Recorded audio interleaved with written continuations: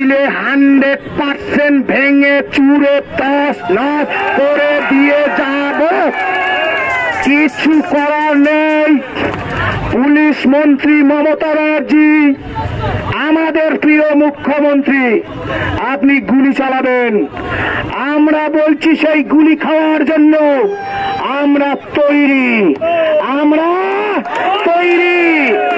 Police প্রশাসন, মাননীয় ACP, মাননীয় ডিসিপি এবং সিপি স্যার, আপনারা এখানেই বসুন। রাস্তা পাল্টাবো পরে, এখানেই বসুন। যখন সোজা হবে সোজা যাব, তারপরে কোথায় যাওয়ার কোথায় যাব, কিন্তু এই রাস্তা দিয়েই যাব।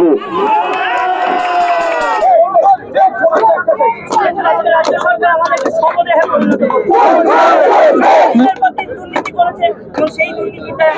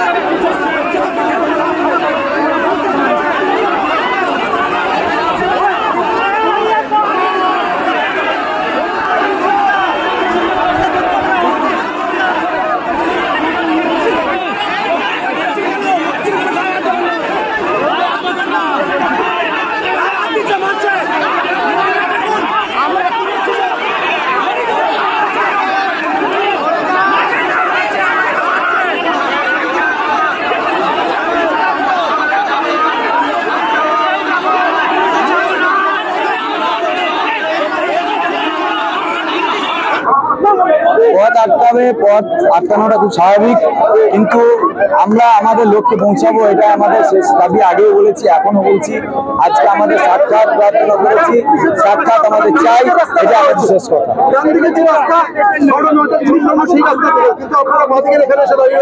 আমরা দাঁড়িয়ে আছি, এটাই আমাদের বক্তব্য হচ্ছে এটাই যে আজকে আমরা যে লক্ষ্যে এখানে এসেছি, যে জন্য এখানে এসেছি, সেই দাবি আমাদের পূরণ করাতেই হবে, আমাদের দেখা করাতেই হবে আমাদের সঙ্গে। আমরা দেখা করতে চাই। আমাদের একটাই দাবি, রিভিউ থেকে কালকে সুপ্রিম কোর্ট তুলছে, যে কোনো মূল্যে রিভিউ পিটিশন থেকে আমাদের চাকরি ফিরিয়ে আনতেই হবে।